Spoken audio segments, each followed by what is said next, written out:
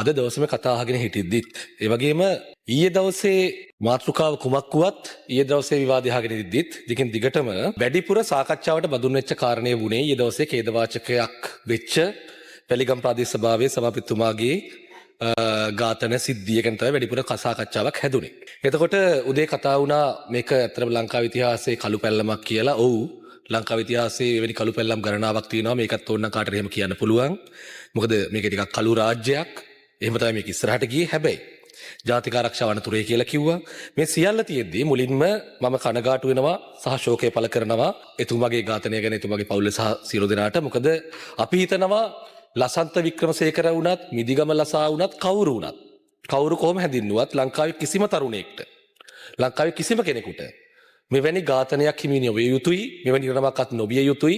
මිනිසුන් ලෙස අපි ඒකට විරුද්ධ විය යුතුයි. ඒක නැති කරන්න තමයි වැඩ කරන්නේ. ඊට පස්සේ අද දවසේ අද උදේ ඉඳන් මහජනාධිපති මැතිතුමා ඊයේ කරපු ප්‍රකාශයක් ගැන කියනවා. දැන් සංවිධානාත්මක අපරාධ ගැන ප්‍රශ්නකුත් නැහැ, මත්ද්‍රව්‍ය ගැන ප්‍රශ්නකුත් නැහැ.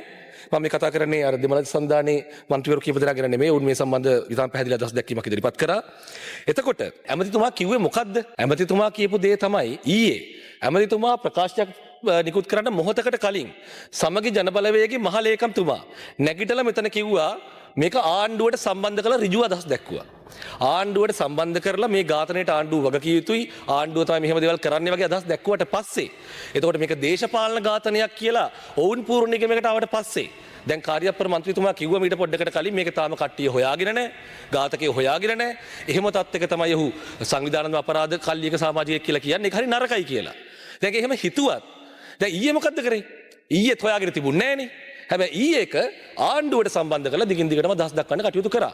ඒ මොහොතේ වගකිය යුතු පුද්ගලයෙක් විදියට මහජනාරක්ෂක මැතිතුමා නැගිටලා නෑ මේක දේශපාලන ඝාතනයක් කියලා එහෙම කියන්න එපා. මේ පුද්ගලයාගේ මෙහෙම පසුබිමකුත් තියෙනවා කියලා ප්‍රකාශ කරා.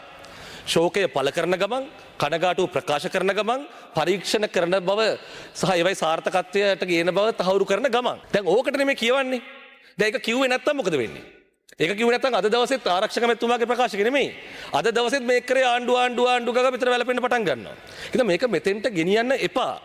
මේ සංවාදේ, මේ විවාදේ, මේකේ අරමුණ මේ රටේ සංවිධානාත්මක අපරාධ සහ මත්ද්‍රව්‍ය විෂමද්‍රව්‍ය ව්‍යසනය නවත්තන එක. ඒ සම්බන්ධයෙන් ජාතික වැඩපිළිවෙලක් හදන එක. ජාතික වැඩසටහනක් වල මුල පුරන එක. ඒක මේ රටේ දැන් දශක ගණනාවක් පහුවෙලා හරි අලුත් පියවරකින් මේකට ඉස්සරහට යන එක. ඒක ආණ්ඩුවේ වැඩක් නෙමෙයි සාබෙත්තුමනි. ඒක ජාතික ජනබලවේගයේ වැඩක් නෙමෙයි. ඒක මේ අනුර කුමාර දිසානායකගේ වැඩක් නෙමෙයි. ඒක මේ රටේ සියලු දෙනාගේ වැඩක්. ගණේ මුල්ලේ සංජීව වෙන්න පුළුවන්. ලසන්ත වික්‍රමසේකර වෙන්න පුළුවන්. තවත් කෙනෙක් වෙන්න පුළුවන්. ඒ කවර කෙනෙකුට වුණත් මේ ආකාරයේ ඛේදජනක මරණයක් ඉරණමක් ඇති නොවන්න තමයි මේ ආණ්ඩුව වැඩ කරන්නේ. ඒ වගේම උන්ගේ ඝාතනය පවා සංවිධානයේ අපරාධ කල්ලි වලට උන් ගියා විතරක් නෙමෙයි, ඔවුන් දේශපාලනයට පාවිච්චි කරා විතරක් නෙමෙයි, අවසානයේ උන් ඝාතනය වුණාට පස්සේ සැබෑ ඝාතකයන් හොයනා වෙනුවට උදේ ඉඳන් ආණ්ඩුවට ඇඟිල්ල දික් කරන එකෙම පේනවා මොකක්ද තියෙන උමනාව කියලා. ඒ නිසා එහෙම තැනකට මේ රටේ තරුණයෝ යොමු නොවෙන්න, මේ රටේ තරුණයෝ පාවිච්චි නොවෙන්න අදාළ අනාගතයක් තමයි මේ හොයන්නේ මේ වැඩපිළිවෙල හරහා හදන්නේ. ඒ නිසා ඒ වැඩසටහනට කිසිදු ભેදයකින් තොරව ඔබ සියලු දෙනා සහයෝගය දිය යුතුයි කියලා අපි විශ්වාස කරනවා. මේ රටේ සියලු මිනිසුන් සහයෝගය ලබා දෙනවා කියලා අපි බලාපොරොත්තු වෙනවා. ඒ වගේම මේ වැඩසටහන අනිවාර්යයෙන්ම සාර්ථක කරන්නයි බලාපොරොත්තු වෙනවා. බොහොම ස්තුතියි.